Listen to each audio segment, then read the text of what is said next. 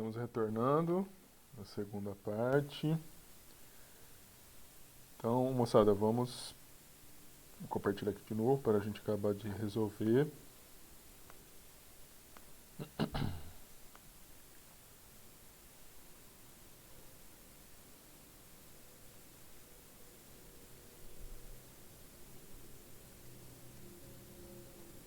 Vamos continuar aqui. Deixa eu ver se um negocinho aqui.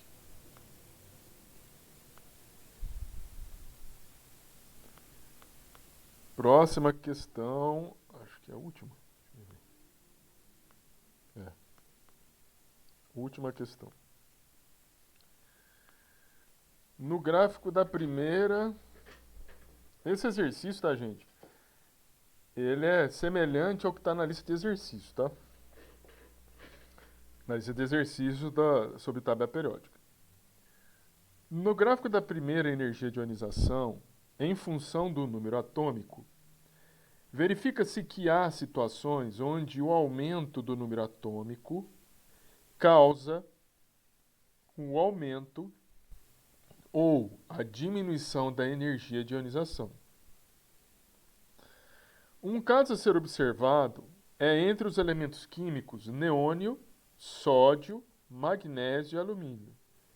Neônio, sódio, magnésio, alumínio.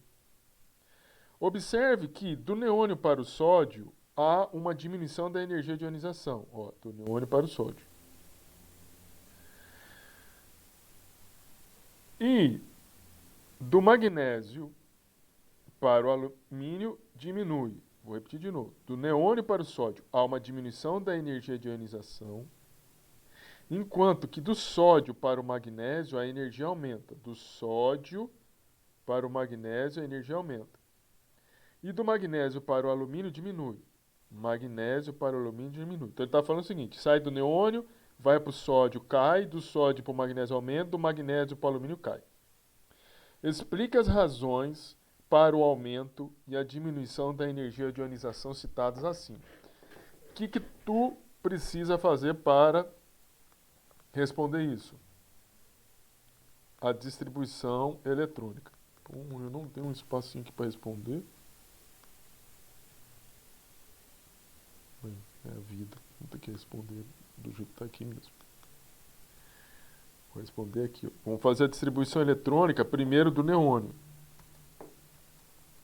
Deixa eu mudar para vermelho. Neônio tem Z igual a quanto? Ops. Neônio 10. 10.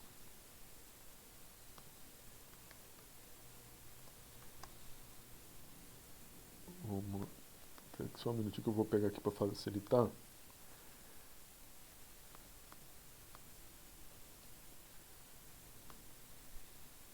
Também preciso disso. Neônio 10.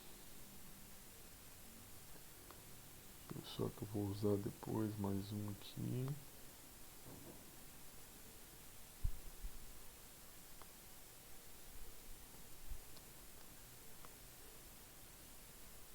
Aqui 10 vai vir até aqui.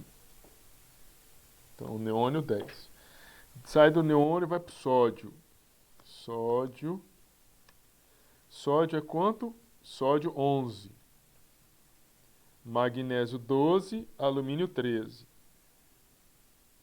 Sódio 11. Magnésio 12. Alumínio 13. Então, 11, 12, 13.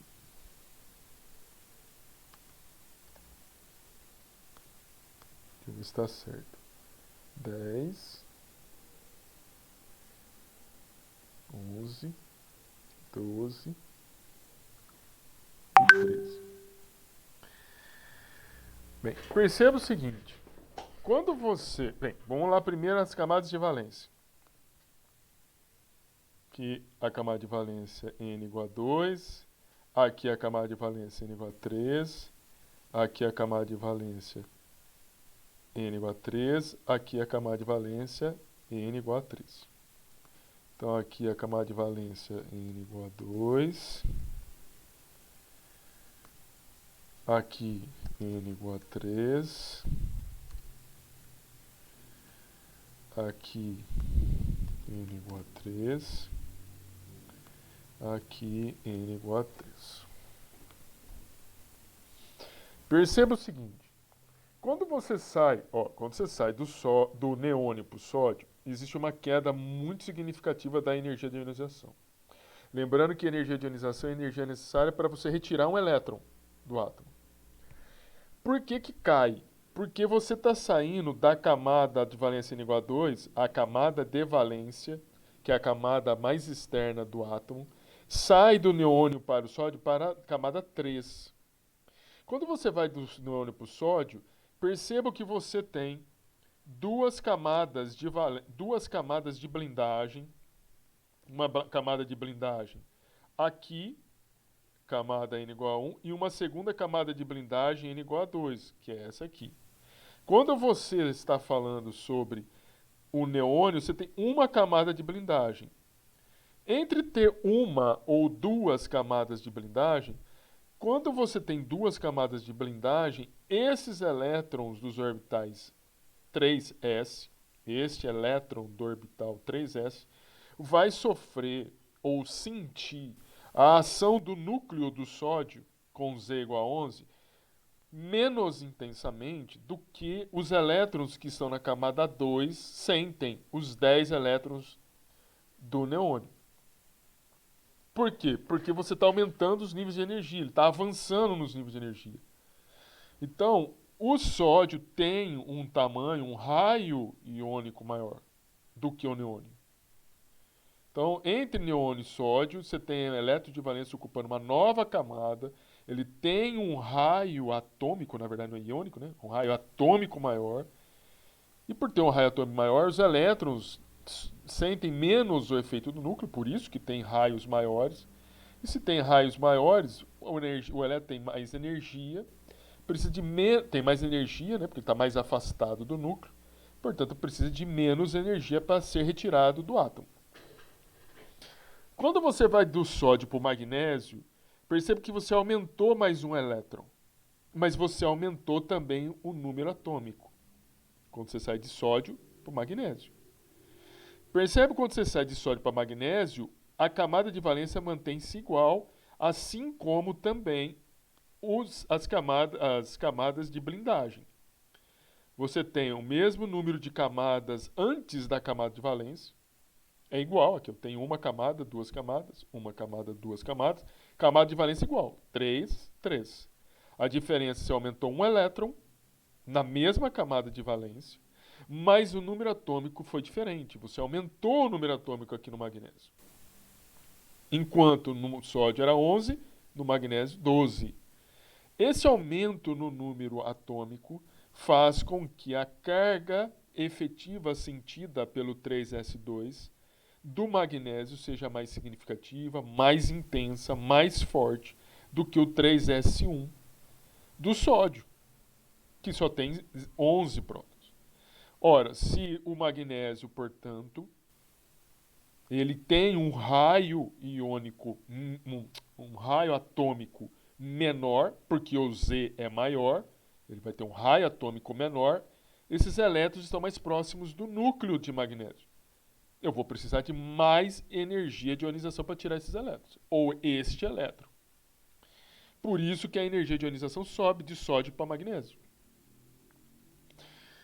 No alumínio 13, o Zz é igual a 13, perceba que eu aumentei mais um elétron.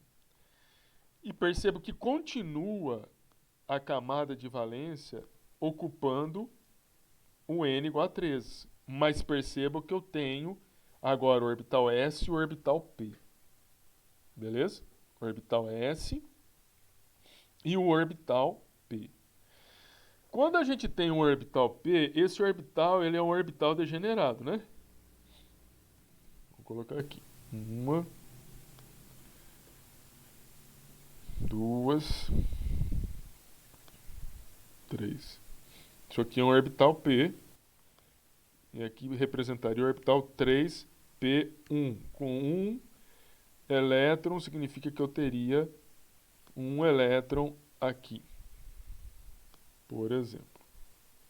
Um elétron. Qual a diferença entre o magnésio e o alumínio? Perceba, a camada de valência é a mesma. O efeito aqui das camadas de blindagem também é a mesma. Você tem duas camadas aqui de blindagem. Só que o Z, perceba, o Z aumentou. Mas eu também tenho um elétron ocupando orbitais P. E os orbitais P são orbitais, além de serem orbitais mais energéticos do que o S, os orbitais P, eles permitem com que o elétron esteja mais afastados do núcleo. Vamos mostrar aqui para que vocês possam lembrar. Esse aqui não. Só um minutinho. Deixa eu achar o certo aqui. Aqui. Também não é isso. Tá tendo isso aqui.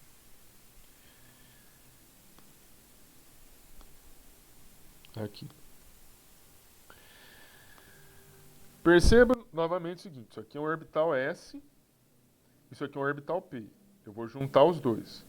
Perceba que o orbital S, ele traz a probabilidade do elétron ser encontrado no centro do orbital, aonde o núcleo está. Então o elétron pode ser encontrado no núcleo. O orbital P não possui essa probabilidade. A probabilidade é zero de você encontrar elétron no núcleo. Mas você tem a probabilidade de você ter elétrons em regiões mais externas, ou seja, ele dá mais energia para o elétron. Se você dá mais energia para o elétron, a possibilidade de você ionizar o átomo acaba facilitando, acaba aumentando. O elétron está mais longe do núcleo. E aí a energia cai. Então, quando você ocupa o primeiro orbital, onde que eu estava aqui? Quando você ocupa esse primeiro orbital, P, esse elétron, ao ocupar esse orbital P, acaba ocupando um orbital que está mais afastado do elétron. E isso confere energia a esse elétron a ponto da energia de ionização cair. Vocês compreenderam isso? Compreenderam, gente? Cadê vocês? Compreenderam?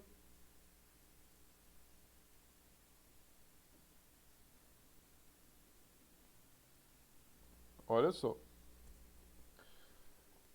Você tem 4 elementos químicos, sendo que um deles, os elétrons de valência, estão em níveis energéticos N igual a 2. Os demais estão todos N igual a 3. Primeira pergunta. Vocês entendem que o neônio ele apresenta um raio atômico menor do que os demais? Porque o neônio, os elétrons estão ocupando níveis de energia mais internos do que sódio, magnésio e alumínio? Não sei se vocês compreendem? Sim, eu sim. Beleza. Então, se o neônio ele tem elétrons em níveis de energia menores, ele tem um raio atômico menor. Se o raio atômico é menor, o elétron está mais próximo do núcleo. Se o elétron está mais próximo do núcleo, eu vou precisar de mais energia para tirar esse elétron. Por isso que o neônio tem maior energia aqui, ó, de ionização. Quando eu saio do neônio para o sódio, o elétron de valência está numa outra camada, mais externa. Por isso que a energia de ionização cai. Sai do neônio para o sódio, ela cai. Porque o elétron de valência agora está ocupando uma camada mais externa. Se está ocupando uma camada mais externa, eu tenho mais efeito de blindagem que é causada pela energia repulsiva destes elétrons. Aqui eu tenho 2 elétrons, aqui eu tenho 8 elétrons. Eles estão, e outra, os elétrons estão no outro nível de energia mais energético, mais afastado do núcleo. Então, a energia no sódio desses elétrons da camada de valência são menores. Isso vocês compreendem?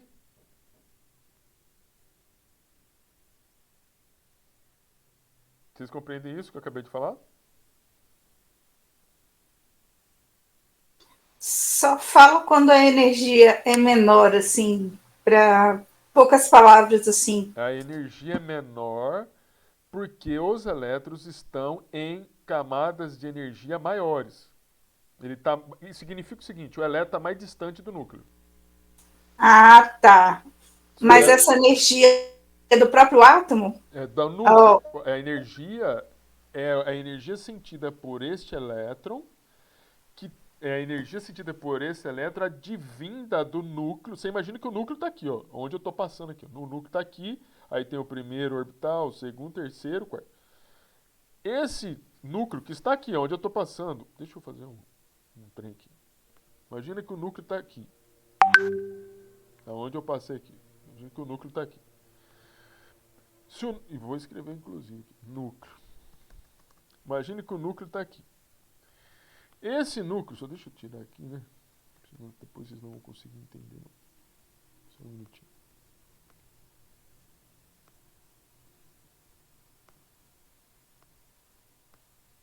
Imagine que o núcleo está aí onde está esse rabisco aqui preto.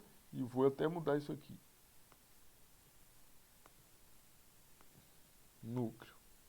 Então está aqui o núcleo nesse risco. Também vou mudar para ficar diferente.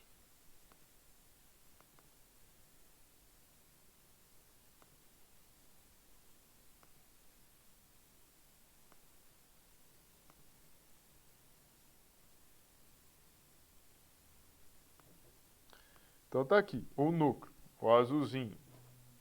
Bem, observe o seguinte.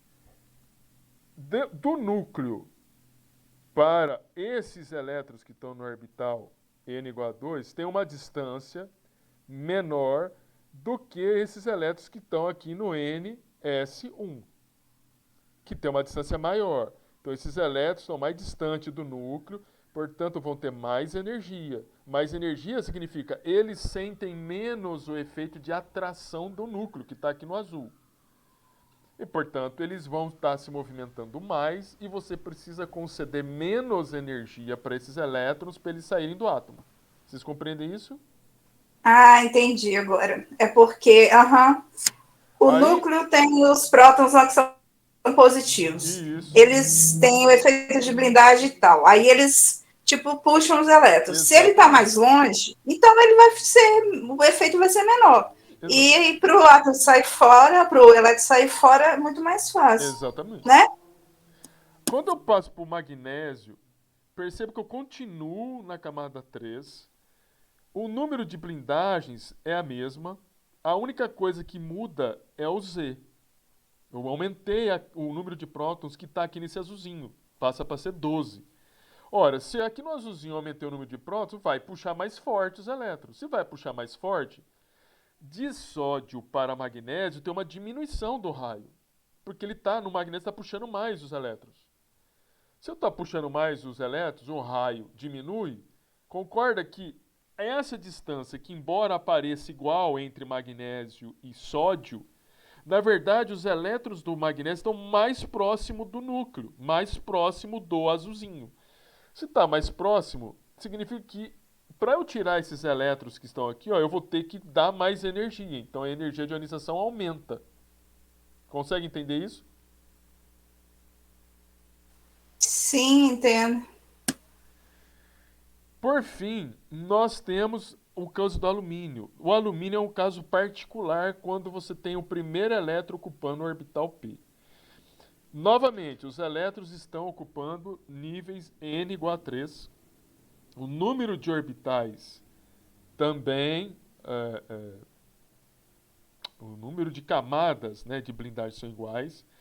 O Z aumentou, quer dizer, os elétrons são atraídos mais fortemente, mas tem um porém aí. O porém é um elétron ocupando esse orbital P. Quando o elétron ocupa esse orbital P, um elétron ocupando o orbital P, o orbital P, cadê? O orbital P, ele é um orbital que ele é, eu estou falando agora o orbital, não estou falando o elétron, mas que por consequência o elétron ocupando esse orbital também vai ter a mesma energia desse orbital. Mas o orbital P é o orbital mais energético que o orbital S. O que significa mais energético? Significa que ele permite que o elétron vá mais distante em relação ao núcleo. Aonde que está o núcleo aqui? O núcleo, ele está aqui, ó.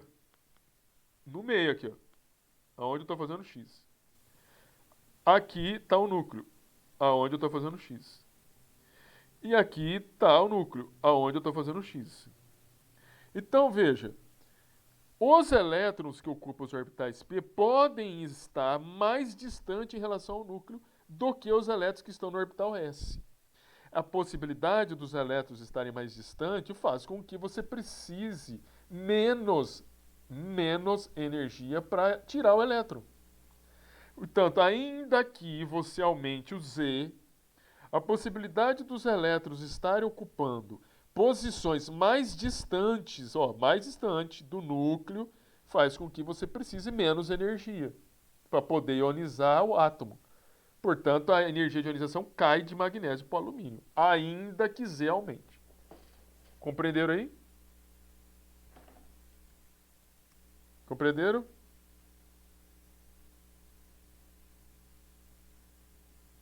Tudo bem, Caio? Entendeu também? Beleza. Então vamos escrever isso, né?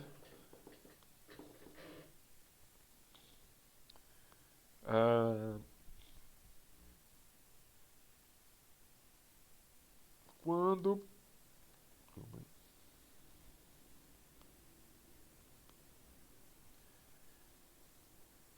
quando comparamos o neônio com o sódio, vemos que os elétrons de valência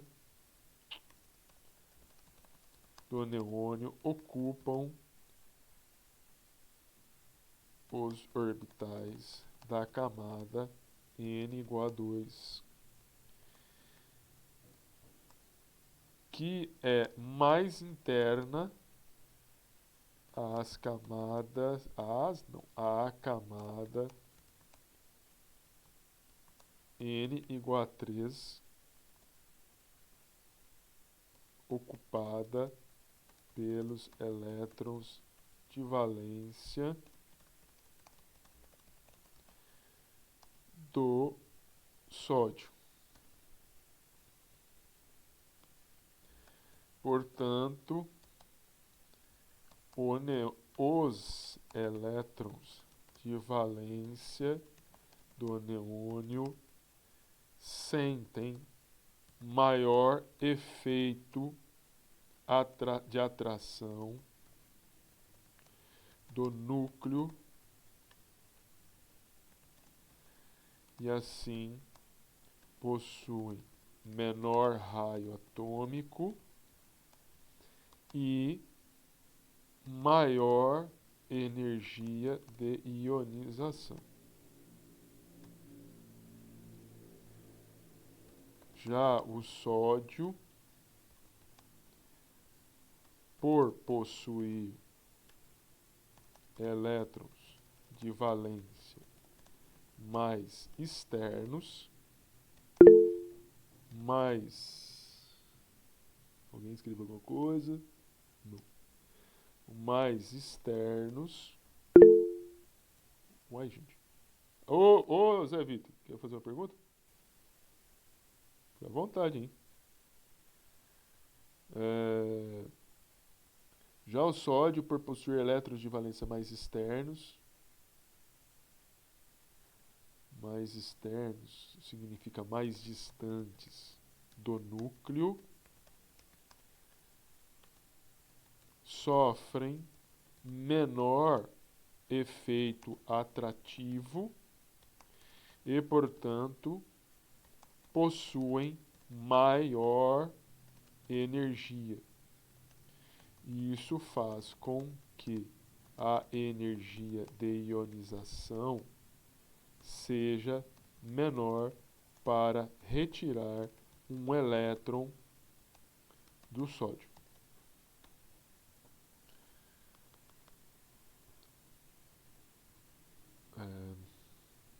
Vamos aqui. Quando aumentamos, ou melhor,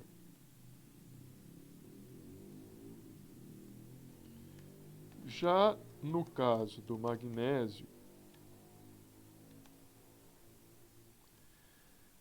o número de camadas de blindagem N igual a 1 e N igual a 2 antes da camada de valência N igual a 3 é idêntica, ou o número é idêntico ao do sódio. No entanto, o magnésio possui maior número atômico. Por isso, seus elétrons de valência serão atraídos mais fortemente pelo núcleo.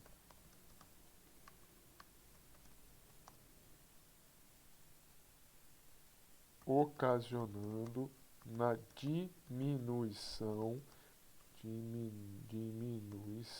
do raio atômico e consequente aumento da energia de ionização em relação ao sódio.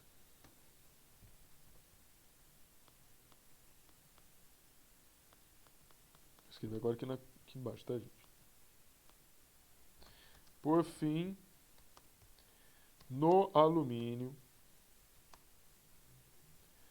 ainda que exista um aumento no número atômico e seja mantido o número de camadas de blindagem, entre parênteses, iguais às encontradas no magnésio e no sódio, há um elétron ocupando o orbital P. Este elétron ocupa um orbital mais energético,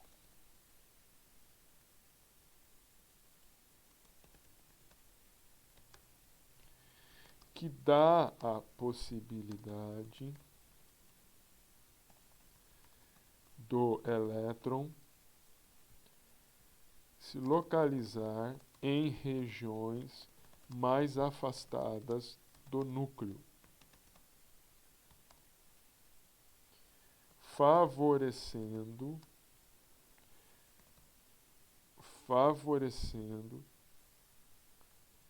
a diminuição da energia de ionização em relação ao átomo de magnésio. Finish. Alguma dúvida, gente? Tudo bem aí? Então, assim, foram esses 6 exercícios, né, que estão aqui.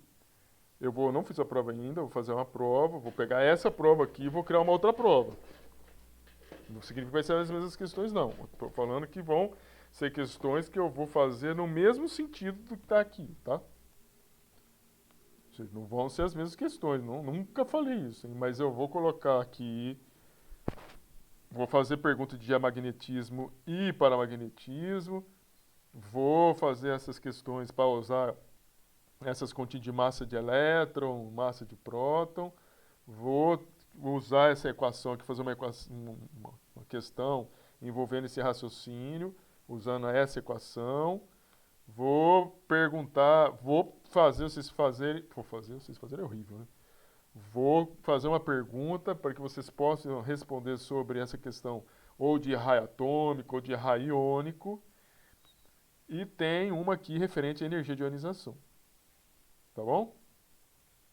É isso. E vou fazer uma meu Deus, de modelo atômico. Eu fiquei na última aula, deixa eu só abrir um exercício, porque teve uma coisa que a gente não, que é um exercício muito parecido com esse que a gente fez agora. Tá vendo? Tá sem gráfico aqui, olha.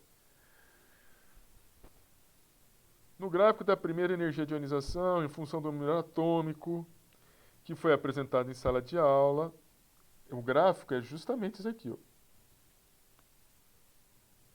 E esse gráfico aqui, ó.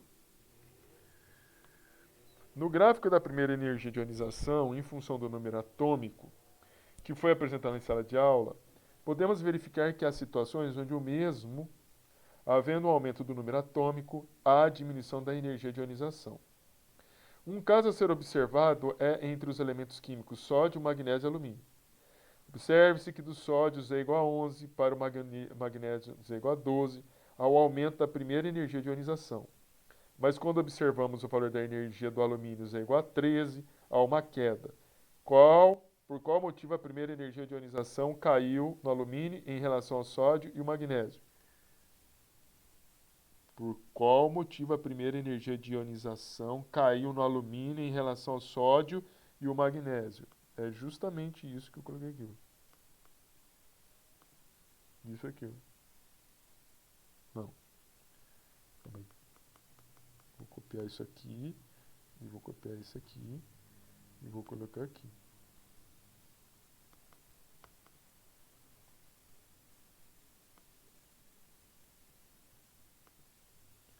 Deixa eu ver se ele ficou aqui. Ops.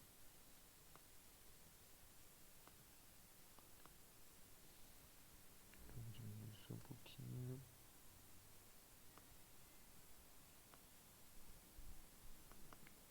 Isso aqui não precisa estar aqui não. É justamente isso que eu respondi lá.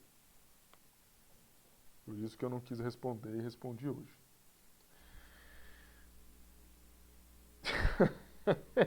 Bruno. Na verdade, eu escrevi assim para vocês poderem ler e entender, tá bom? Vocês escrevendo e eu entendendo o que vocês estão respondendo para mim, mas geralmente é assim, Bruno. Geralmente, Bruno, às vezes, não é sempre, mas aqui é para vocês lerem e entender, beleza? Senão, se a gente escrever pouco, vocês não entendem, não. Aí o que eu vou fazer agora? Eu vou falar um pouquinho, fizemos exercício, vou falar um pouquinho sobre a energia de ligação, a gente precisa falar um pouquinho de energia, a energia de ligação, não, sobre ligações químicas, que eu acho que é uma coisa também que alguns de vocês já viram, mas vou ministrar isso como se vocês nunca tivessem visto, tá bom? Deixa eu só fechar aqui para diminuir um pouquinho. Isso aqui a gente já viu, isso aqui também. Deixa eu... Aqui.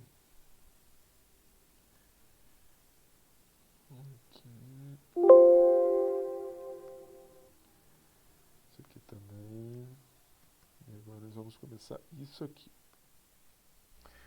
Então veja, até agora nós falamos sobre modelo atômico e sobre modelo atômico, teoria atômica e sobre tabela periódica. Nós saímos lá de início falando sobre modelos que os cientistas tentavam criar para poder, de alguma forma, representar a constituição da matéria. Foram sendo descobertos os constituintes atômicos. Isso permitiu se definir, se concluir muita coisa, inclusive os modelos atuais que possuímos, né, em relação às moléculas. E isso também permitiu com que pudéssemos construir uma tabela periódica. Acontece que desde o primeiro modelo, ou teoria atômica, já no primeiro modelo da teoria atômica, se tinha problemas com a forma de representação das... Aliás, nem se sabia, né? O Dalton ele nem colocava e cogitava uma diferença entre substância química e entre elemento químico. Para ele não tinha essa diferença, o que era elemento químico e substância química. Só que as substâncias químicas são formadas por interações entre átomos. E esse rearranjo entre átomos, o Dalton e muitos químicos e físicos da época não deram conta de como se dá isso, como que se dá essa organização. Essa composição, então, dessas substâncias, esse arranjo dos elementos químicos, esse agregado de elementos químicos, começou a ser estudada por esse cidadão, que é o Gilbert Newton Lewis, ou mais conhecido como Lewis, em 1916, e esse outro, o Walter Kossel, que começaram então a propor alguns modelos de ligações, alguns modelos que pudessem ou justificariam o arranjo entre os átomos. E que as justificativas dadas pelo Lewis e pelo Kossel era de que os elementos químicos se uniam ou se interagiam ou se ligavam para que pudesse adquirir configurações eletrônicas dos gases nobres. Beleza? Em geral, esses elementos que se unem para atingir a configuração dos gases nobres podem se ligar por 3 modelos de ligações aí que nós vamos ver. Um modelo iônico, um modelo covalente e um modelo metálico. Muito provavelmente nós devemos ver hoje o modelo de ligações iônicas e a partir da próxima aula a gente vai ver o de covalente e o metálico. Começando sobre o modelo de ligação covalente. O que é uma ligação? O que se diz uma ligação covalente? Uma ligação covalente ela é formada pela interação entre um cátion e um ânion, entre uma espécie positiva e uma espécie negativa. E isso daí em função das forças eletrostáticas existentes entre os íons. Veja, aqui eu mostro uma configuração eletrônica do sódio. Perceba que o sódio possui na sua camada de valência um único elétron. Veja que o cloro apresenta também elétrons, 7 elétrons na camada de valência, mas diferentemente do sódio, que tem apenas um elétron na camada de valência, o cloro tem 7 elétrons. E se ele assumisse, ou melhor, se ele ganhasse um elétron, ele iria ficar com a camada preenchida com 8 elétrons e iria atingir a regra do octeto. Enquanto se o sódio perdesse um elétron, ele iria também ficar com a camada de valência completa, porque ele iria ficar com uma camada com 8 elétrons de valência. Veja, é um caso em que o sódio tem uma tendência a perder esse elétron, enquanto o cloro tem uma tendência a se ganhar um elétron, para que possam atingir uma maior estabilidade eletrônica.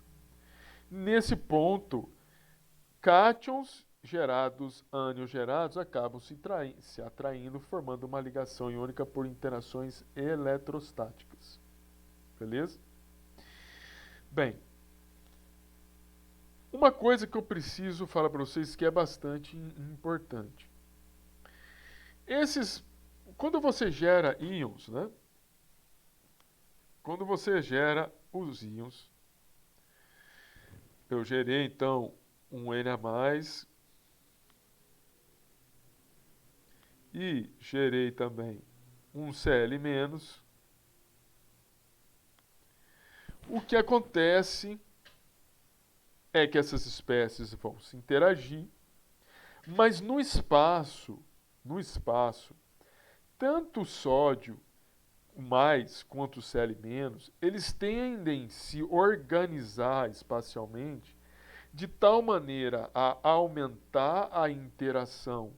Agora, fazendo uma associação, olhando para o cloreto, eles tendem a se arranjar os cloretos espacialmente, de tal maneira a maximizar as interações dos cátions ou com os cátions e minimizar as interações repulsivas entre os outros cloretos. Esse rearranjo é tal que o cloreto vai ficar repleto de íons Na+ ao seu redor para maximizar as interações atrativas e minimizar as interações repulsivas. Ou seja, ele vai ter mais próximo a ele cátions e mais distante outros ânions. E assim por diante, ao redor dessa camada de cátions. Isso que eu estou falando agora para você, ou seja, o número mínimo necessário de contraíons. O íon é o cloreto, carga negativa. O contra-íon é o positivo. Se aqui no meio fosse um positivo, o contra-íon seria negativo. Pois bem, no caso do cloreto, o número de contraíons necessários para minimizar a energia repulsiva é chamada de número de coordenação. Número de coordenação. Então, o número de coordenação, só um minutinho, o número de coordenação é nada mais nada menos o número de contraíons que estão ao redor do meu íon para que você possa minimizar os processos de energias repulsivas. Bem, uma outra questão que é importante. Veja, o cloreto de sódio, na maneira como ele é escrito, passa uma ideia que quando você tem na tua casa um sal de cozinha, você tenha moléculas de NaCl e elas existam nessa forma. A primeira coisa que eu posso falar para vocês é o seguinte: você não tem molécula. Quando você olha esse composto iônico como NaCl, o NaCl não é uma molécula. O NaCl é um composto iônico que não existe nessa forma, ó, NaCl. Uma molécula de... Não existe nessa forma. Ele não equivale a dizer, por exemplo, como uma molécula de hidrogênio que existe nessa forma, como 2 átomos de hidrogênio. O NaCl, ele é um composto iônico, que existe nessa forma. Ou seja, eu tenho um arranjo de cátions e ânions, lembrando que os cátions têm tamanhos menores, os ânions maiores. Um arranjo tridimensional, para cima, para baixo, para um lado, por outro lado. Ou seja, que se espalham pelo lado direito, para cima, para baixo, para o lado esquerdo. E isso significa que ao se propagarem por todas as direções, você pode ter um cristal. Vulgarmente falando, você poderia ter uma pedra de sal. E que é bonita. Eu já vi um cristal de cloreto de sódio bem cristalino, bem incolor, bem transparente.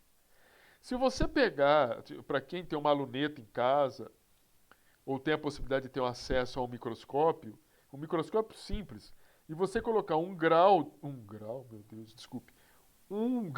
de cloreto de sódio, se você pegar um sal da sua casa e colocar um grãozinho lá numa luneta, ou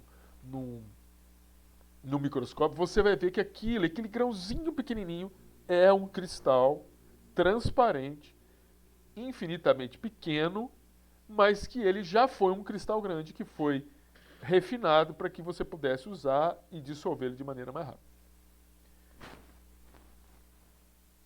Até aí tudo bem?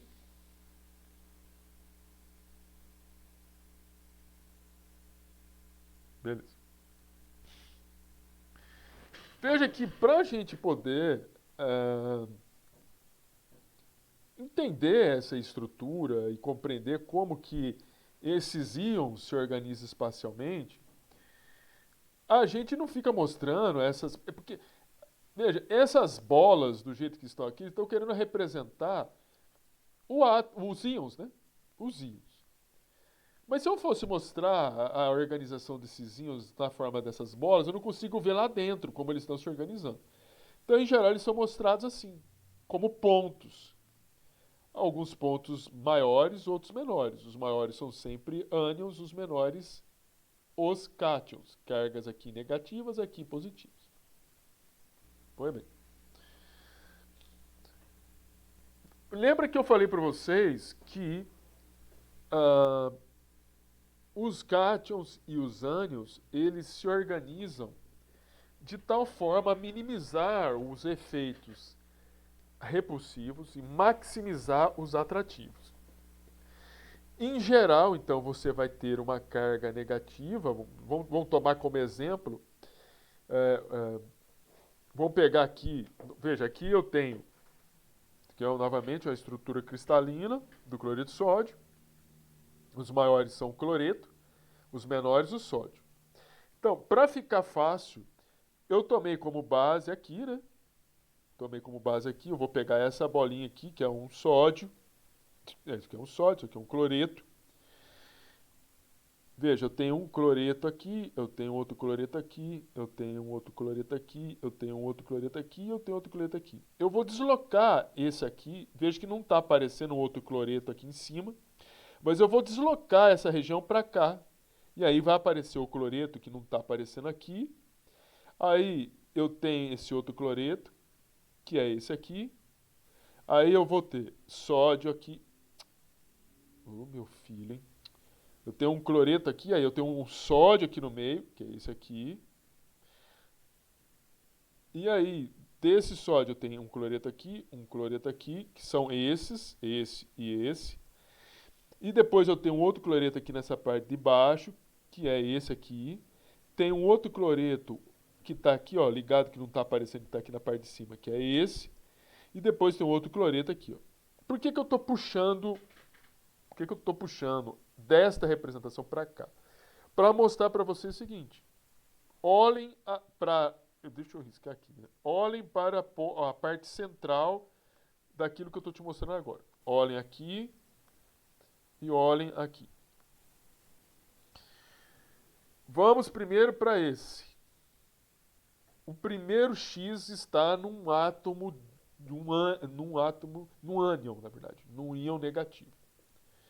Perceba que no íon negativo, ao redor dele, tem 6 íons positivos. 6 íons N a mais. Olhe para o segundo. Perceba que no segundo eu tenho ao redor dele 6 íons positivos. Desculpe. O segundo não é, aqui não é um íon negativo. Isso aqui. Ops. O segundo não é um íon negativo, é positivo, é sódio. Perceba que ao redor do íon sódio existem 6 íons negativos. 1, 2, 3, 4, 5, 6. Ou seja, eu estou falando para você o seguinte, ou você mirando aqui nos íons, deixa eu agora aumentar aqui para vocês verem, ou vocês mirando aqui no íon negativo, ou vocês mirando aqui no íon positivo, ou um ou outro, eles terão ao redor deles contra-íons. Veja, onde eu estou apontando aqui é um íon negativo, que ao redor dele tem 6 íons positivos. Ou eu posso pegar um íon positivo e ao redor dele eu ter 6 íons negativos, contra íons negativos. Por quê? Esses íons, por exemplo, que eu estou apontando aqui, que são contra íons negativos, reduzem o efeito repulsivo dos outros íons positivos em relação a esse central. Assim como esses 6 íons positivos que estão ao redor do ânion diminuem o efeito repulsivo dos outros íons negativos que estão ao redor desse íon central.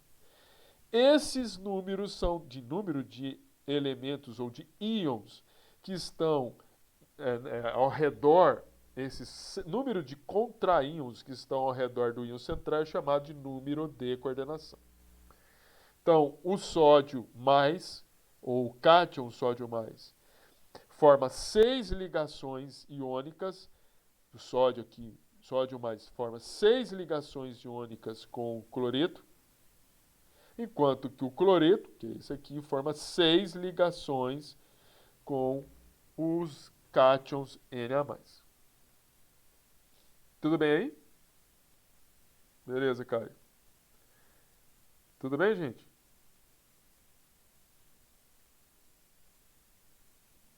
Beleza. Veja. Mas essa distribuição, essa forma, né, desses cátions e destes ânions se arranjarem espacialmente, confere algumas propriedades aos compostos sólidos. Isso daí, essa distribuição, né, espacial, isso pode envolver tanto espécies iônicas quanto átomos e moléculas. Ou seja, eu posso ter uma distribuição espacial que não é só de íons, pode ser também de átomos neutros ou moléculas. A depender de como acontece essa organização espacial, eles são chamados de compostos cristalinos ou compostos amorfos. O que são compostos cristalinos? São compostos cuja a organização espacial dos elementos, ou de íons, ou de moléculas, se estendem por longas distâncias. Então eu posso ter uma propagação dessa organização espacial para a direita, aqui para frente, lá para trás, aqui para o lado, lá para cima, aqui para baixo, por longas distâncias. Quando isso acontece, nós dizemos que esse sólido é um sólido cristalino.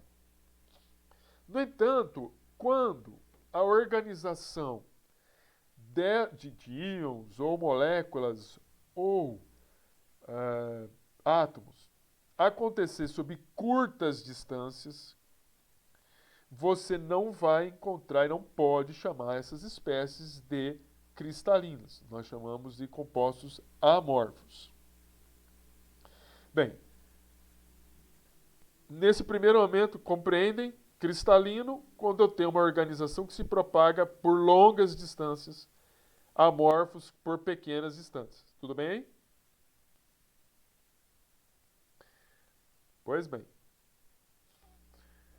Aqui eu estou mostrando para vocês, antes eu mostrei do cloreto de sódio. Veja o iodeto de sódio. É a mesma coisa, a representação. Isso aqui é a menor porção de uma estruturação cristalina, chamada de retículo, já vou falar já mais para frente, mas isso aqui é chamado de retículo cristalino, é a menor porção a partir do qual, se eu usar esse cubo e ficar reproduzindo ele aqui na minha parte da direita, lá para trás, aqui para frente, lá para trás, ou para cima ou para baixo, eu vou reproduzir um cristal de iodeto de sódio. Então, o iodeto de sódio, o sódio, as bolinhas, sódio mais, representado pelas bolinhas amarelas, e o iodeto pelas roxas, apresenta essa configuração espacial. Aqui eu tenho do sulfeto de crômio, ou cromo, também, os dois estão certos, ela tem essa representação espacial.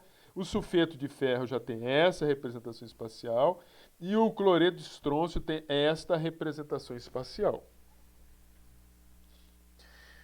Como que a gente... Eu vou dar um exemplo agora. Veja, aqui são representações espaciais, organizações espaciais de sólidos cristalinos, ou seja, são sólidos que se propagam, sólidos iônicos que se propagam por longas direções, por longas distâncias, por isso chamados de compostos cristalinos. Acontece que eu disse para vocês que não precisa ser somente compostos inorgânicos ou iônicos. Eu posso ter elementos, eu posso ter uma organização espacial de apenas elementos químicos ou de moléculas. Veja bem, organização de elementos químicos, daqui do meu lado esquerdo. Aqui eu tenho o grafite que é utilizado no lápis ou na sua lapiseira. Esse grafite, ele é constituído basicamente de carbono. O elemento químico carbono que se organiza nessas formas. Hexágonos, placas de hexágonos que se sobrepõem. Quando você escreve, você desloca essas placas. Por isso que você deixa grafite no papel, porque você vai escrevendo, você aplica uma força sobre essa configuração de camadas, você vai espalhando essas camadas sobre o papel. Por isso que você consegue escrever. O carbono grafite é um exemplo de composto cristalino. Porque essa organização desses elementos químicos aqui se propaga por várias direções. Tanto nas lamelas quanto entre lamelas. Ou seja, essa representação para cima e para baixo se propaga, assim como a organização dos átomos de carbono vão se organizando para a direita e para a esquerda. Tudo bem? Tudo bem? Beleza. Carbono, diamante. O diamante, que as meninas possuem diamantes aí em casa. Diamante é também um sólido cristalino, que apresenta também uma configuração espacial dos átomos de carbono nessa forma, que nós vamos ver que se chama uma configuração tetraédrica. Olhe como é diferente um carbono grafite, a composição dos átomos de carbono, suas localizações espaciais, e no carbono diamante, como é diferente. Mas ambos são cristalinos. Mas o carvão ou o carvão ativado, ele não é cristalino, é amorfo. Por quê? Porque a composição espacial dele não é uma composição que se propaga por longas direções. Ora, e que diferença que faz isso? Muita, porque o preço de um carvão ativado é muito mais barato do que um diamante ou de um carbono grafite. Uma das coisas, né? Outro exemplo, quartzo, óxido de silício. Veja aqui a configuração espacial. Vermelhinho, oxigênio, azulzinho, silício. Veja a configuração numa forma de uma estrela. Enquanto o vidro também é óxido de silício, só que ele não apresenta uma organização espacial por longas distâncias. Perceba, ele tem uma organização aqui, mas depois ele perde essa organização. Enquanto que do quartzo, não. Veja que outro exemplo de organização de moléculas. Quando você pega água sólida, é um sólido cristalino também. A água se organiza de maneira muito bem orientada espacialmente, né? E essa orientação espacial lhe confere uma característica de composto cristalino. Tudo bem?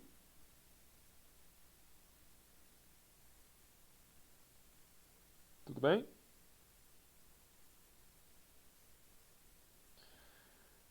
Bem, acontece que existem substâncias simples que podem apresentar diferentes composições, ou seja, diferentes estruturações espaciais. Vou repetir de novo. Substância simples, primeiro, o que é uma substância simples? Uma substância simples é uma substância formada por apenas um elemento químico. Apenas um elemento químico. Acontece que ainda que possa existir substâncias formadas por apenas um elemento químico, um único elemento químico, ele pode se organizar espacialmente de maneiras diferentes. Então, eu mostrei para vocês, o carbono grafite e o carbono diamante, ambos são produzidos pelo elemento químico carbono. Só que eles apresentam organizações espaciais diferentes. Quando você tem essas espécies, substâncias simples, formadas de apenas um elemento químico, como o carbono grafite, o carbono diamante, e mesmo o carbono ativado, que a gente chama de carvão ativado, todos eles só possuem um elemento químico, mas possuem organizações espaciais diferentes. Quando isso acontece para uma substância simples, em que ela pode existir na natureza por diferentes organizações, eles recebem o nome de alótropo. Alótropo. E a depender dessas configurações geométricas, você pode ter diferentes tipos de elementos ou de substâncias. Veja, eu parto aqui do elemento químico carbono. Eu posso ter, então, organizações cristalinas e organizações amorfas. Eu posso ter organizações cristalinas como o diamante e o grafite. Aqui eu tenho o grafite. Né? E aqui eu tenho a organização do grafite. Aqui eu tenho do diamante. Mas eu posso ter de compostos que são amorfos. Né? Posso aqui também de compostos amorfos. Carvão. Eu tenho carvão mineral, né, um carvão que pode ser oriundo de minério, ou seja, de rochas. Eu posso ter um carvão que pode ser de origem de petróleo, ou eu posso ter um carvão produzido por material animal ou vegetal. E o animal pode ser proveniente, por exemplo, de osso ou de sangue, e o vegetal de madeira ou de açúcar. Só para você ver, eu estou mostrando onde pode surgir. Como que você pode obter esses materiais de carbono amorfo ou cristalino. Pois bem. Voltemos. Isso aqui é conhecimento que eu estou passando para vocês. Bem, uma outra questão que eu preciso falar para vocês. Ainda assim, nessa estrutura cristalina, que eu falei para vocês que se trata de uma organização dos átomos de maneira tridimensional ao longo do espaço, você imagina se eu quisesse representar o cloreto de sódio e mostrar um trem desse aqui, ó. Ninguém ia entender. Então busca-se primeiro, ao invés de representar as bolas, representar pontos. Esses pontos são chamados de retículos. Se esses pontos apresentam uma organização espacial ao longo do tempo e por distâncias, passa a ser um retículo cristalino. Então a cristalinidade se dá em função a distância em que essa organização perdura. Agora, mesmo assim, percebe que tem um monte de ponto. Eu não necessariamente não preciso mostrar todos esses pontos para você reconstruir essa organização espacial. Como eu disse para vocês, eu preciso apenas de uma organização ou uma representação mínima desse retículo cristalino, que nós chamamos de célula unitária. Significa o seguinte, se eu pegar essa célula unitária do cloreto de sódio e eu ficar reproduzindo essa célula unitária aqui para cima, para baixo, para o lado e para o outro lado, eu vou reproduzir o que vocês estão vendo aqui. Então, célula unitária é o menor agrupamento de íons que, a partir dele, eu posso reconstruir um retículo cristalino. Tudo bem? Célula unitária é a menor porção representativa de um retículo cristalino. Tudo bem?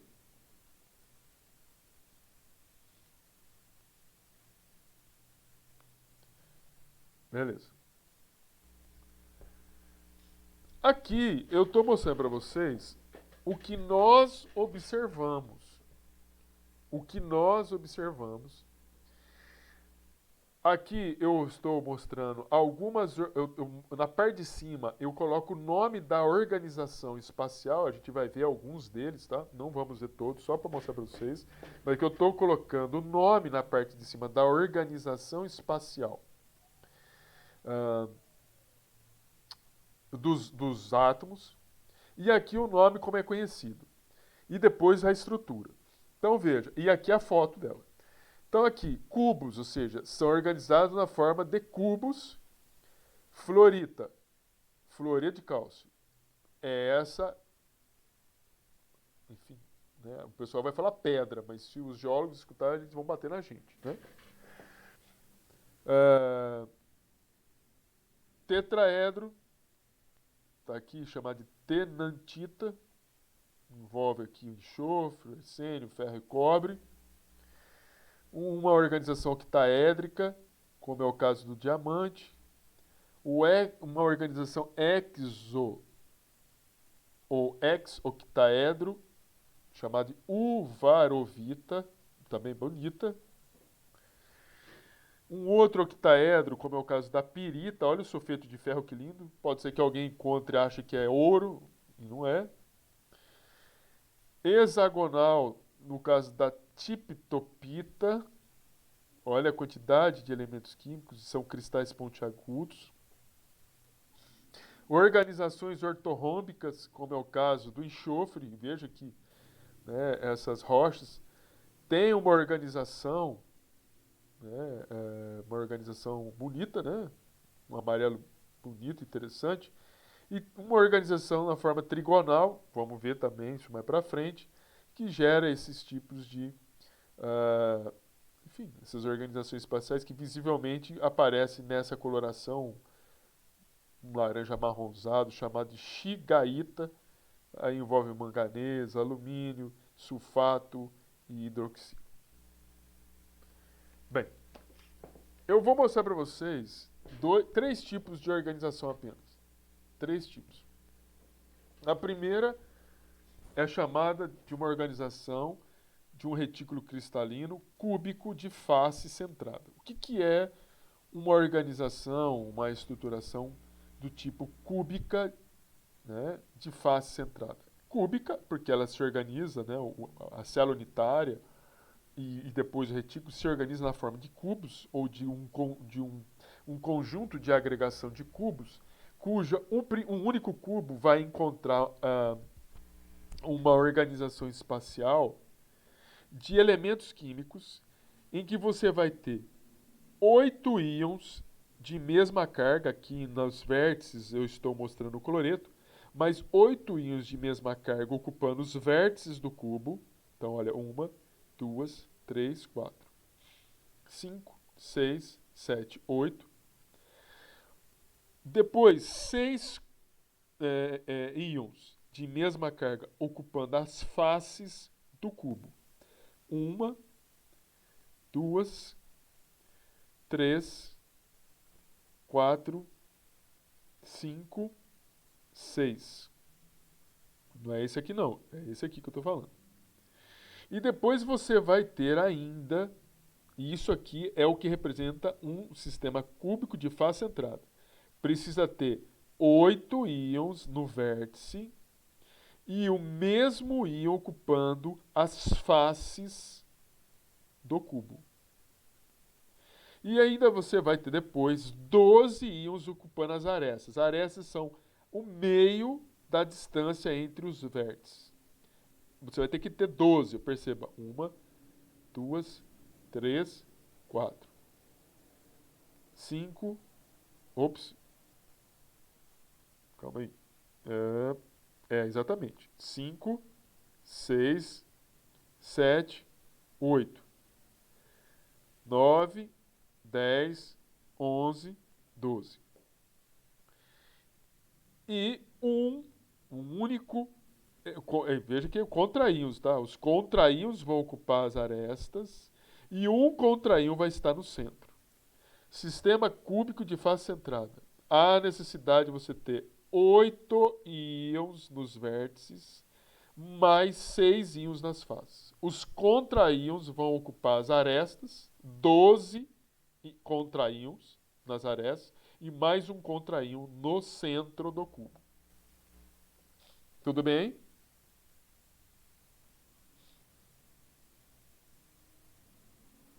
Toda vez que tiver elemento químico que tiver uma organização do tipo cúbico de face centrada, ele vai apresentar essa organização que eu falei para vocês. Veja, aí você poderia fazer a seguinte pergunta: como cada íon Na+ e Cl- contribui para formar uma célula unitária? Veja, isso aqui eu estou tentando reproduzir a replicação. Aqui você tem um cubo. Só um minutinho. Aqui você tem uma célula unitária. A célula também está aqui? Tá. Mas só um minutinho. Você tem uma célula unitária e essa célula unitária está pintada em verde. E aqui eu estou reproduzindo várias células. Vamos olhar aqui, fica mais fácil. Olha. Várias células. Olha, puxei uma aqui, puxei uma outra aqui. E aí, aqui, olha, puxei uma aqui, puxei uma aqui. E aí eu puxei também para cima, ó. Puxei uma aqui, outra aqui, outra aqui. E puxei uma aqui, outra aqui e outra aqui. E no final, puxei novamente. Uma aqui, outra aqui, outra aqui. E outra aqui, outra aqui, outra aqui. Veja, nessa primeira faixa aqui de cubos, ó, é essa que eu estou passando aqui, ó. Eu vou ter 3, mais 3, mais 3. 9 cubos aqui, ó. Vou pular agora para o próximo. 3. Aí fica mais difícil para observar, mas eu vou ter 3 aqui. Mais sobe para o segundo andar, mais 3. Último andar, mais 3. Ou seja, mais 9. E depois passo para a terceira faixa aqui. Mais 3. Então, subo o segundo andar, mais 3. E depois o terceiro andar, mais 3. Ou seja, eu tenho uma faixa de 9, mais uma faixa de 9, mais uma faixa de 9. Eu tenho 9, 18, 27 cubos. 27 cubos. Aqui em que você poderia estar replicando por longas distâncias para formar um retículo cristalino. Tudo bem aí, gente? Tudo bem até aí?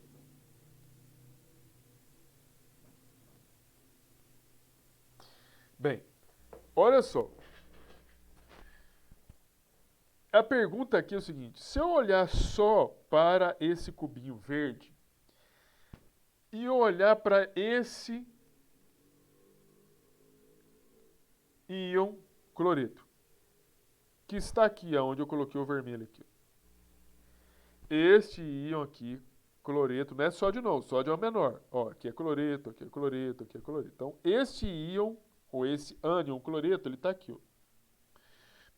A pergunta é o seguinte, por exemplo, este ânion cloreto que está em vermelho agora, que eu estou apontando lá, ele está sendo compartilhado com quantas células unitárias? Primeiro, o que é célula unitária? É cada um desse cubo aqui, ó. Aqui eu estou apontando uma célula unitária, aqui tem outra célula unitária, aqui tem outra célula unitária, aí eu posso vir no segundo andar. Aqui é uma outra célula unitária, aqui é uma outra célula unitária, aqui é uma outra célula unitária. Então, aqui aonde está esse ponto em vermelho, perceba o seguinte: esse ponto em vermelho ele está sendo compartilhado por 4. Eu vou olhar só no primeiro andar, que é o de baixo, é o térreo. Por 4 cubos. Você consegue observar isso? Perceba, vou conversar de novo. Esse ânion que está aqui nesse vértice é esse aqui, ó. E aí, a questão que eu quero que vocês tentem observar é de que este ânion que está aqui, ele está sendo compartilhado no primeiro andar olhando aqui, só esses cubos aqui, com 4 cubos. Esse aqui é um cubo, esse aqui é um outro cubo, esse aqui é um outro cubo, e lá atrás eu tenho um outro cubo. Então são 4 cubos no primeiro andar, que é o térreo. No segundo andar, ou se você quiser, pode ser no térreo, no andar térreo, você vai ter 4 cubos. E no primeiro andar, que é esse aqui, né? Esse aqui é o primeiro andar. eu teria mais 4 cubos. Vocês conseguem observar isso? Olha bem, se vocês conseguem observar. No térreo, essa bolinha que está aí, ela está sendo compartilhada com 4 cubos no térreo e mais 4 cubos na parte de cima do primeiro andar. Vocês conseguem ver isso?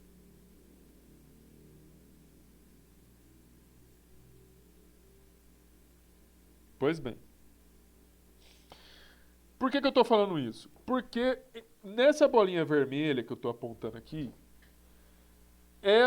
a contribuição, então, desta bolinha vermelha que está aqui para essa célula unitária tem que ser dividido por 8. Porque ela não está presente apenas neste cubo. Ela está presente neste cubo, como ela está presente neste cubo, como ela está presente nesse que é no térreo, assim como está presente nos outros 4 cubos que está na parte de cima. Então ela tem que ser dividida por 8. Ora, como que a gente conta então, né? Veja, essa bolinha vermelha que a gente estava apontando é justamente essa bolinha aqui, ó. Então, aqui está sendo mostrada uma fatia do cloreto, 1/8 dessa bolinha. Como que a gente pode, então, olhando para essa célula unitária, saber, olha só, olhando para essa célula unitária, quantos átomos, se eu somasse esse 1/8, esse 1/8, esse 1/8, esse 1/8, esse 1/8, quantos íons cloreto tem nessa célula unitária e quanto cátions, que a gente já vai ver. Os íons cloreto, nós fazemos o seguinte. Primeira coisa, vamos olhar aqui no cubo. Eu tenho íons cloreto aqui nos vértices. Olha aqui, nos vértices. E cada participação de um cloreto no vértice, ele está compartilhando com outros 8 cubos. Então, veja, eu tenho 8 íons no vértice vezes 1/8. Por que eu estou fazendo essa multiplicação? Eu estou falando o seguinte.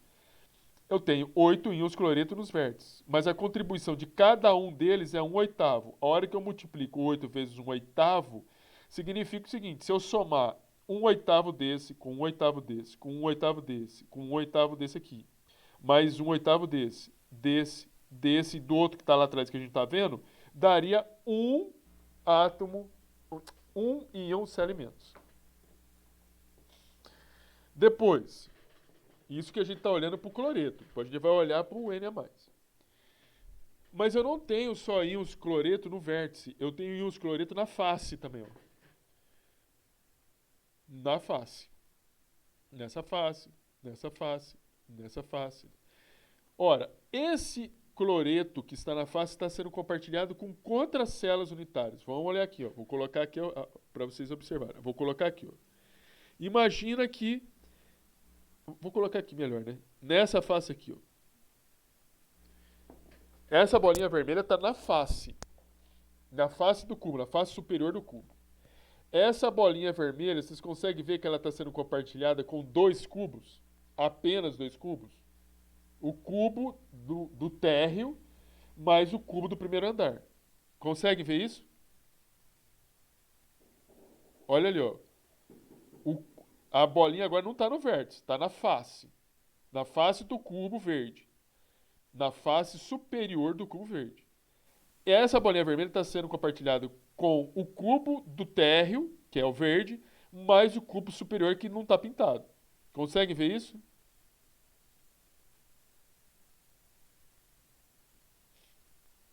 Consegue, gente?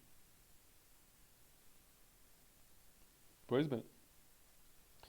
Aí, ora, se ele está sendo dividido por 2 cubos, e se você observar, eu tenho 6 bolinhas, ou seja, 6 cloretos nas faces, então eu tenho 6 íons cloreto, vezes 1/2, divido, então, 1/2 porque ele está sendo compartilhado por 2 células unitárias. No total, se eu somar esse meio com mais esse meio, com mais esse meio, com mais esse meio, com mais esse meio, com mais esse meio, vai dar 3 íons Cl-. No final, 1 mais 3 equivale ao seguinte, uma célula unitária compreenderia 4 íons cloreto.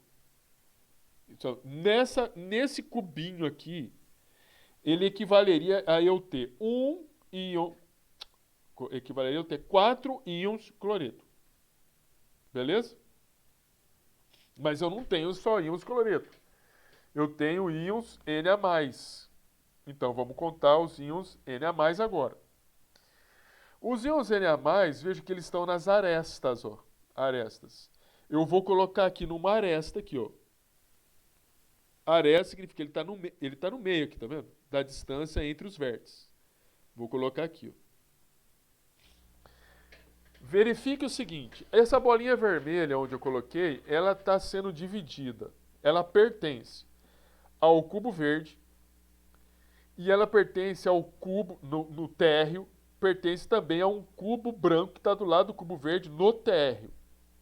Mas no primeiro andar também tem mais 2 cubos. Ou seja, essa bolinha vermelha está sendo compartilhada por 4 cubos. 2 no térreo e 2 no primeiro andar. Consegue ver isso? Vou colocar de novo. A bolinha vermelha está sendo compartilhada pelo cubo verde no térreo, mais um cubo que está encostado com o cubo verde no térreo e mais 2 cubos na parte de cima, que é o primeiro andar. Ou seja, esse cubo, esse cubo, esse cubo e esse cubo. Esse aqui, essa bolinha que está aqui na aresta. Tudo bem aí? Consegue ver Ô, isso? professor, Oi. voltando ali no íons cloreto, no caso, Ah, quando fosse, por exemplo, nessa ponta que tá mais externa, assim, não contaria como aqui? se fosse uma bolinha. Não, mas tipo embaixo, assim, Aqui? na base, na outra ponta. Ah, aqui. Ali, isso na direita, na ponta direita. Aqui? Não, ali vai pra esquerda, na verdade. Ah, aqui? Embaixo. Não, assim, não sei o que explicar. Tipo assim, na ponta do quadrado. Não, vamos falar. Olha no verdinho aqui. Onde você quer que eu coloque ele? Bem na primeira ponta aqui, ó. Aqui? Isso aí, isso. Aí Pronto. ele não contaria como se fosse uma bolinha completa? Não, pelo seguinte, ó. Você tá colocando numa ponta, você tá esquecendo que pra cá, ó, tem mais cubo. Pra cá, ó, é que eu não consigo andar mais pra frente. Mas pra cá tem mais Aham. cubo. Pra cá tem mais cubo. Aqui, ó. Aqui eu tenho mais cubo pra cá, ou seja, eu tenho cubo aqui, eu tenho cubo aqui, eu tenho cubo. Pra cá também tem mais cubo e pra cá também tem mais cubo. Ah, tá, eu tava. Calma aí. Pode falar. Então, eu vou fazer o movimento que eu estou fazendo aqui na parte de cima. Eu tenho mais cubo para cá, ó. Para cá eu tenho mais cubo, para cá eu tenho mais cubo, para cá eu tenho mais cubo. Aham. Aqui eu também tenho, ó. Tenho mais cubo para cá, mais cubo para cá e mais cubo para cá, ó.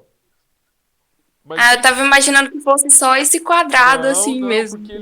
porque aqui o que acontece? Você está falando de uma estrutura cristalina. Ele se propaga por longas distâncias. Aham, Então você nunca. Longa entendi. significa que você não vai ter fim.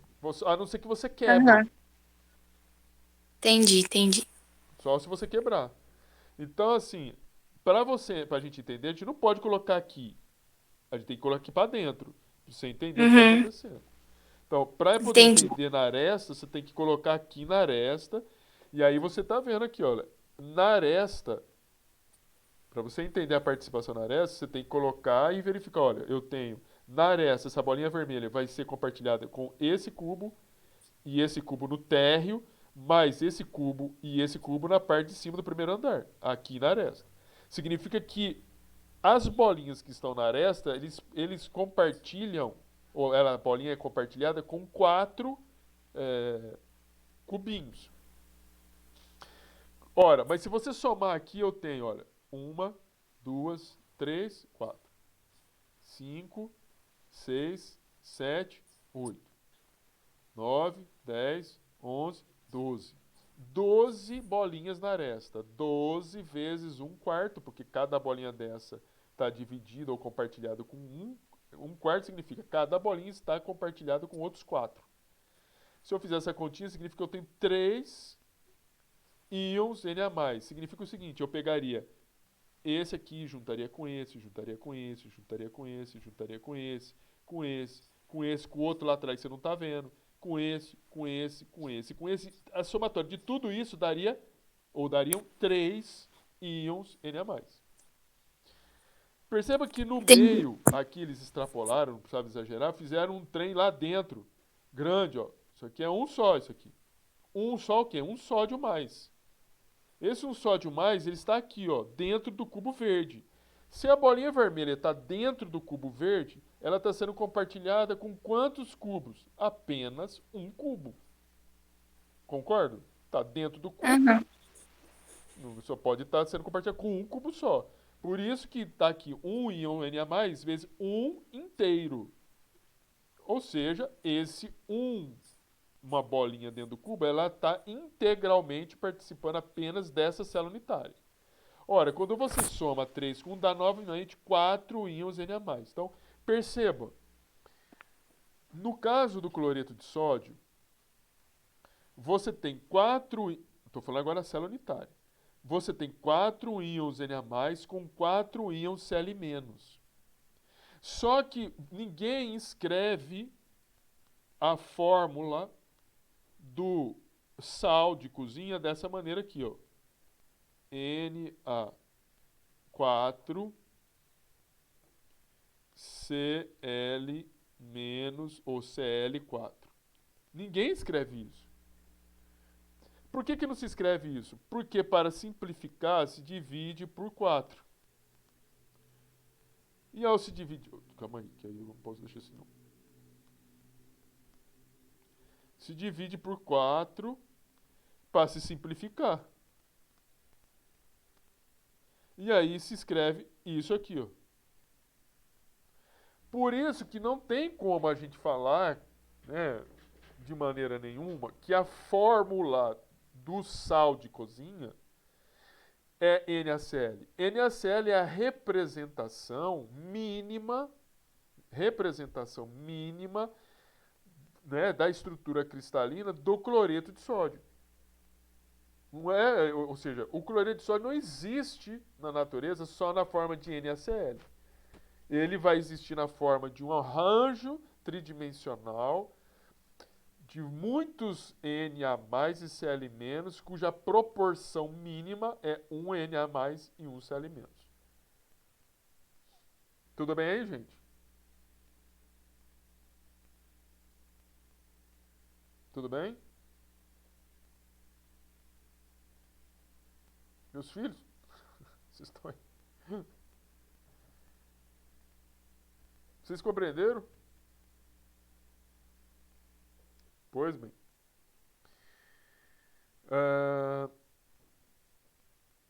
Depois, um outro sistema, um outro tipo de estrutura cristalina. Retículo cristalino cúbico de corpo centrado. Isso daqui é uma forma de uma organização espacial do cloreto de césio. Veja, tanto faz... Bem, como que ele se organiza? Eu vou ter 8 íons de mesma carga nos vértices e um contra-íon no centro do cubo. Tanto faz eu ter césio aqui nos vértices e o cloreto aqui no meio, ou ter, aqui eu estou mostrando os cloretos no vértice e o césio no meio. Tanto faz o césio, o vermelhinho está nos vértices e o cinza está no centro, como ter os cinzas nos vértices e o vermelhinho no centro. Bem, vamos contar aqui, né, dentro dessa célula unitária, quantos átomos de césio, quantos íons césio e quantos íons cloreto existem. Veja, no caso do cloreto de césio, o cloreto está localizado nos vértices. Eu tenho 8. Só que a gente sabe que uma bolinha no vértice contribui com 1/8. Ou seja, ele está dividido por 8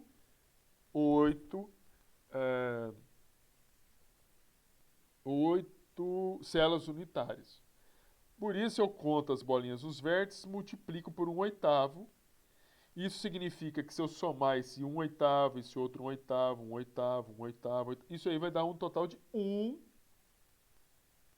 íon Cl- na célula unitária. E o caso do césio, que está no meio, ele está integralmente, completamente dentro do cubo. Isso vai me dar, então, que eu tenho 1 íon césio mais no cloreto de césio e 1 íon Cl- no retículo cristalino, ou melhor, na célula unitária do cloreto de césio. A proporção mínima está aqui, olha. Já está aqui. Cloreto de césio. Então o pessoal escreve CsCl.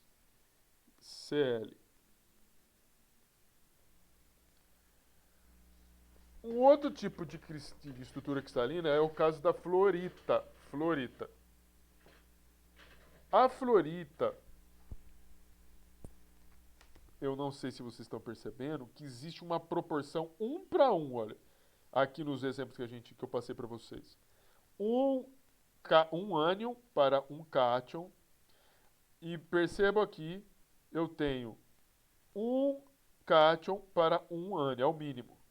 Aqui a gente está usando o mínimo.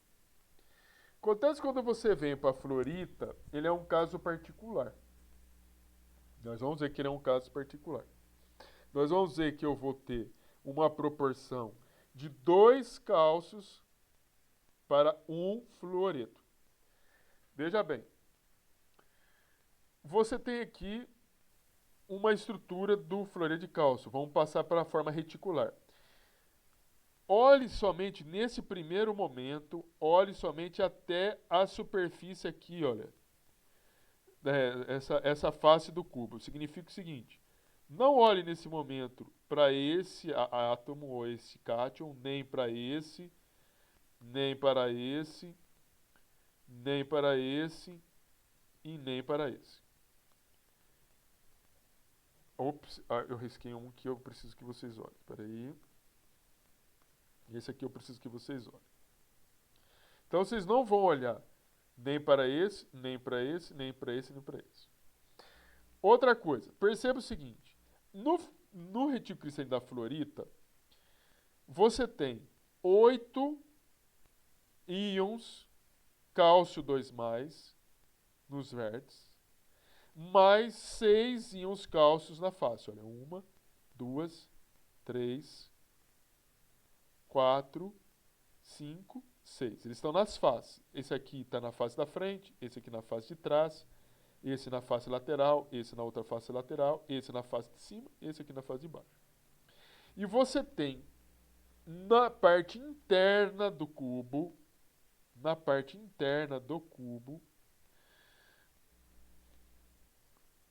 você vai ter na parte interna 8, olha aqui, fluoretos. 1, 2, 3, 4, 5, 6, 7, 8. Isso aqui está tudo dentro. Eu acho que vou ter que descobrir se está fácil. Deixa eu ver só um negocinho. É isso mesmo. Está tudo dentro. 8 dentro.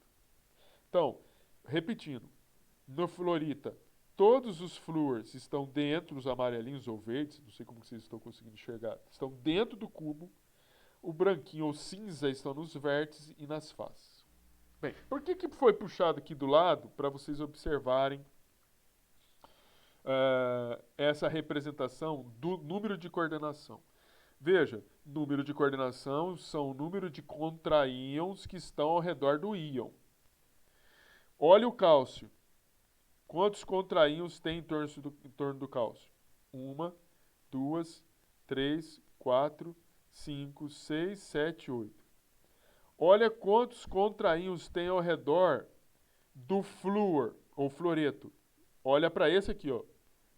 1, 2, 3, 4. Então, o fluoreto tem número de coordenação 4, o cálcio tem número de coordenação 8. Isso faz diferença? Faz. Vamos contar um número para você ver aqui, ó. Novamente, para contar um número dentro dessa estrutura cristalina, nós vamos olhar, não vamos olhar para esse não vamos olhar para esse, não vamos olhar para esse e também não vamos olhar para esse aqui. Os demais nós vamos olhar. Então vamos contar aqui a quantidade de cálcio 2+. Cálcio 2+ estão nos vértices. Eu tenho 8 nos vértices. Só que cada uma dessas bolinhas participam em 8 outras células unitárias. Por isso a continha 8 vezes 1/8, que é igual a 1. Por que é igual a 1? Porque 1/8 dessa bolinha com mais 1/8 dessa, com essa, com essa, com essa, com essa, com esta e com essa, vai me dar 1. Ou seja, somando todas, daria 1 íon cálcio 2+. Assim como eu tenho 6 íons cálcio 2+ nas faces. Veja, 1, 2, 3, 4, 5, 6. 6 vezes 1/2. 1/2 porque cada face, cada bolinha que está na face está participando de outras 2 células unitárias. Quando eu somo 1 e 3, dão 4 íons cálcio 2+. Ou seja, nessa célula unitária eu tenho 4 íons cálcio 2+. Vamos contar o fluoreto agora. Tem 8 lá dentro. Todas essas bolinhas verdes ou amarelas estão dentro. 8 íons vezes o inteiro seriam 8 íons. Veja a proporção que eu tenho. Eu tenho 4 íons cálcio, 4 íons cálcio, 2+, e eu tenho 8 íons fluoreto. Ora, para se buscar o mínimo possível, se eu dividir isso aí por 4, eu vou ter 1 íon cálcio 2+ para 1 íon cálcio 2+ para 2 íons fluoreto. 2 íons fluoreto. Que faz com que possa, então, ser representada a forma mínima de ser representado o fluoreto de cálcio dessa forma aqui.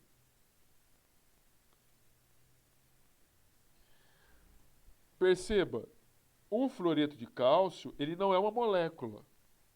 Essa forma aqui é uma forma da representação mínima representação presente numa célula unitária, porque a célula unitária, na verdade, possui 4 íons cálcio, 8 íons fluoreto, e eu preciso replicar essa célula unitária para cima, para baixo, para o lado, para o outro lado, para poder gerar o sólido cristalino.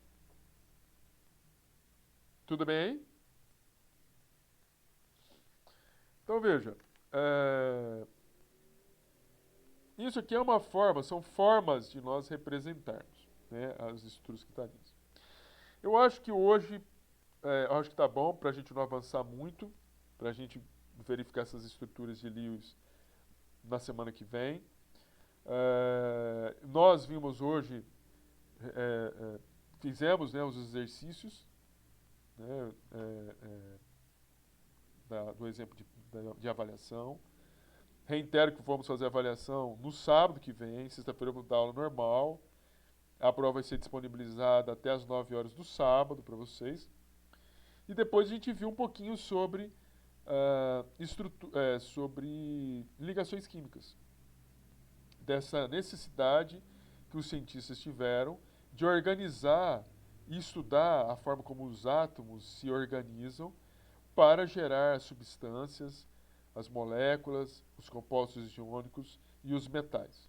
Vamos ver ligações iônicas, como já começamos a ver, essa forma de rearranjo de átomos em que você tem interações de compostos de íons catiônicos e aniônicos. Vamos ver ligações covalentes e depois ligações metálicas. Vou aqui encerrando a aula. Desejo para vocês um bom final de semana. Para aqueles que têm dúvida, podem permanecer, a gente vai conversar. Se não, sextou, meus filhos. bom descanso aí para vocês aí. Beleza?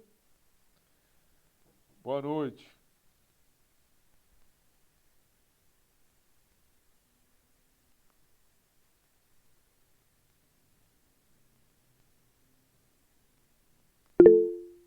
Alô, boa noite, José Vitor.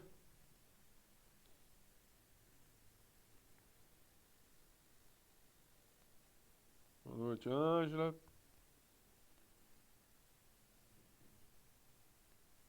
Wallace, Bruno, Vanete, vocês teriam alguma dúvida?